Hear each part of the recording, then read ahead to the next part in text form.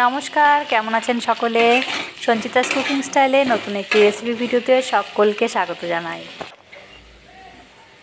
এখন তো ফুলকপির সিজন, তো বাজারে খুব সুন্দর সুন্দর ফুলকপি পাওয়া যাচ্ছে।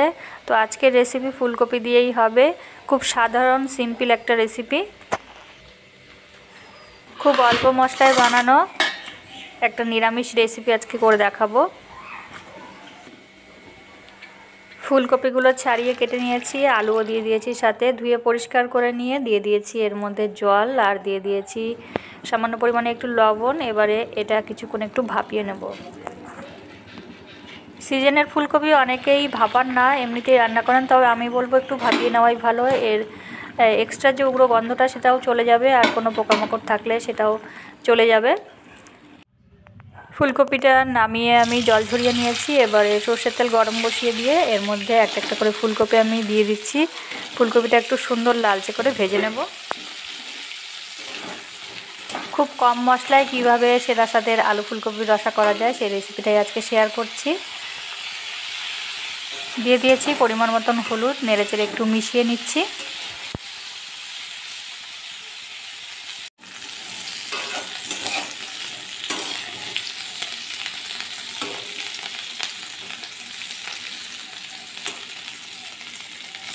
ফুলকপিগুলো সুন্দর ভাজা হয়ে এসেছে। এবার এর মধ্যে দিয়ে দিচ্ছি নুন পরিমাণ মতন, নেড়েচেড়ে একটু নুনটা মিশিয়ে নিয়ে কিছুক্ষণ আরও ভেজে নেব।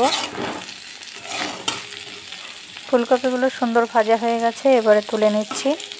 তারপর কড়াইতে আর কিছুটা তেল দিয়ে দিয়েছি, সর্ষের তেল দিয়ে দিয়েছি, শুকনো লঙ্কা, তেজপাতা, জিরে আর কালো জিরে ফোড়নটা একটু ভেজে নিচ্ছি। এবারে আমি ফুলকপির সাথে যে আলুটা ভাপ দিয়ে নিয়েছিলাম সেই আলুটা এর মধ্যে দিয়ে ভেজে নিচ্ছি। আঁচটা এ সময় একটু হাইতেই রাখবো। নুন আর হলুদ দিয়ে আলুটা একটু ভালো করে ভেজে নিচ্ছি।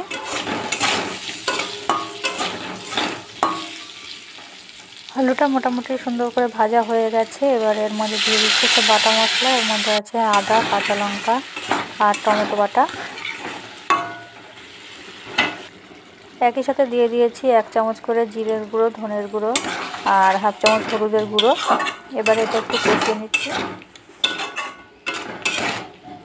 মশলাটা একটু কষিয়ে নিয়ে তারপরে এর মধ্যে দিয়ে দিচ্ছি কাশ্মীরি লঙ্কার গুঁড়ো। এবারে আরও কিছুক্ষণ একটু কষিয়ে নেব। মশলা থেকে মোটামুটি তেল ছেড়ে এসেছে। এবারে ভাজা ফুলকপিগুলো এর মধ্যে দিয়ে দিচ্ছি, নেড়ে চেড়ে একটু মিশিয়ে নেব। গ্যাসের ফ্লেমটা একদম লোতে দিয়ে কিছুক্ষণ ভালো করে ফুলকপি আর আলু একটু কষিয়ে নেব, এতে করে ফ্লেভারটা খুব ভালো হবে। নতুন রাঁধুনি যারা আছেন তারা এই রেসিপিটা অবশ্যই ফলো করুন এবং এইভাবে একবার আলু ফুলকপির রসা বানিয়ে দেখুন। আশা করছি সকলেরই ভালো লাগবে। একটু সময় নিয়ে মশলাটা কিন্তু খুব ভালোভাবে আমি কষিয়ে নিয়েছি। এবার আমি এর মধ্যে দিয়ে দেবো আগে থেকে উষ্ণ করে গরম করে রাখা জল।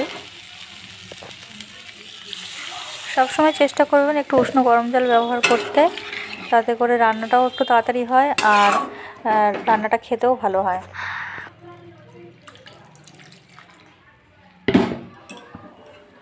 সব কিছু একবার ভালো করে নেড়ে চেড়ে মিশিয়ে দিচ্ছি।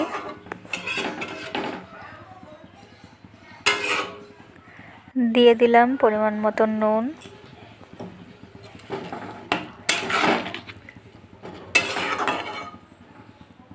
এবার গ্যাসটা মিডিয়াম ফ্লেমে দিয়ে একটু ঢাকা চাপা দিয়ে দেব। ঢাকনাটা খুলে দিয়েছি, দেখে নেব সব কিছু সুন্দর করে সেদ্ধ হয়ে গেছে কিনা।